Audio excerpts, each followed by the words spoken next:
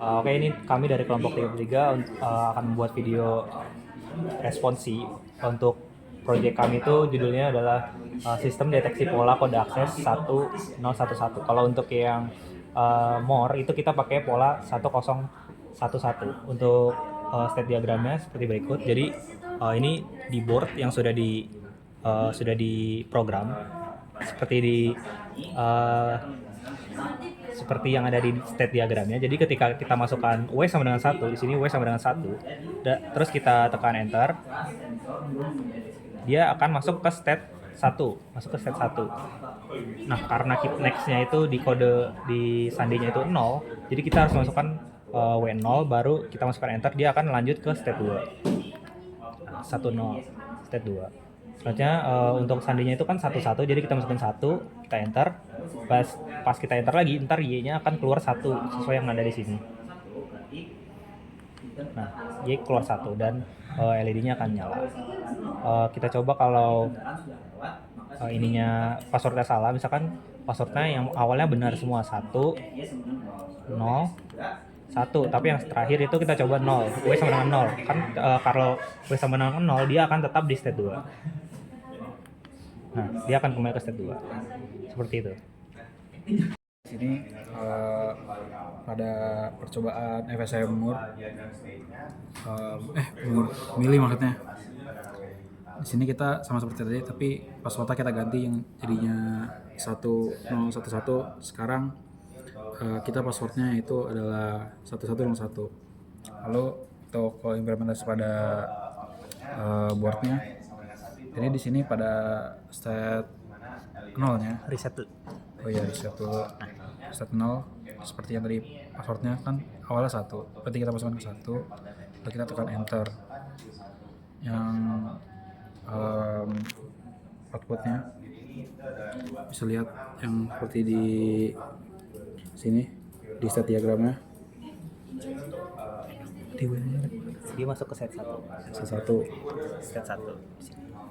Lalu untuk password yang kedua yaitu kan 1 lagi, lalu kita pencet enter lagi.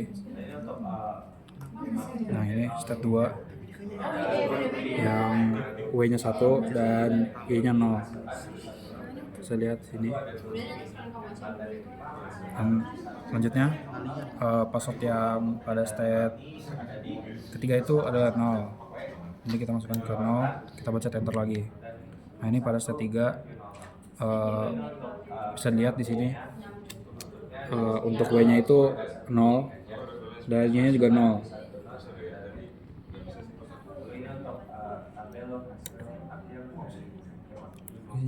Untuk sandi terakhir.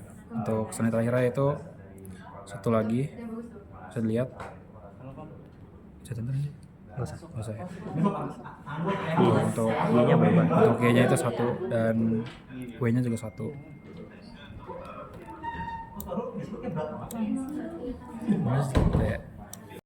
Perkenalkan, saya Aisyah Putri dari kelompok 33. Di sini saya akan menjelaskan mengenai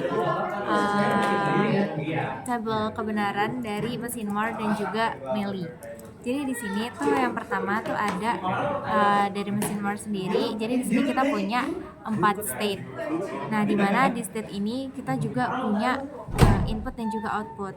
Nah, yang pertama nih ada tabel kebenaran dari Moore dulu, dimana di sini ada S0. Nah, di S0 sendiri itu bisa nerima input 0, yang dimana nantinya kalau misalnya dia dapat input 0 itu tetap ada di S0. Nah, ketika dia nanti menerima inputnya itu 1, dia lompat ke S1, terus lanjut ke S1. Di state 1 ini kalau misalnya dia dapat inputnya itu 0, dia bakal geser ke S2. Ketika inputnya itu 1, dia bakal balik ke S1 lagi. Terus untuk step 2-nya itu sendiri, kalau inputnya itu 0, dia bakal balik ke S0. Tapi kalau misalnya inputnya dia itu 1, dia bakal maju ke S3. Nah, untuk di step 3, kalau dia inputnya itu 0, dia mundur ke S2. Kalau misal dia inputnya 1, dia naik ke S4. Dan di step terakhir yaitu di step 4, itu misal dia inputnya 0, dia turun ke S2. Kalau misal inputnya itu 1, dia balik lagi ke S1 gitu. Nah, di state 101 sampai 111 ini itu masuk ke kategori don't care, yang dimana artinya state-state itu tuh emang nggak dipakai, jadi kita abein aja. Terus lanjut ke tabel kebenaran yang milih, dimana kalau tadi more kan butuh 3 bit dan 5 state. Nah, di milih ini tuh lebih simpel karena cukup dapat 2 bit aja dan state-nya 4 aja. Jadi dari state 0 sampai S3,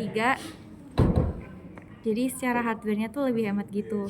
Nah, bedanya di milih ini tuh outputnya bisa dipengaruhi dari 2 sekaligus. Nah, transisinya ini bisa dilihat kalau S0 itu inputnya 0, itu tetap di S0. Terus kalau misal input dia 1, dia nanti pindah ke S1.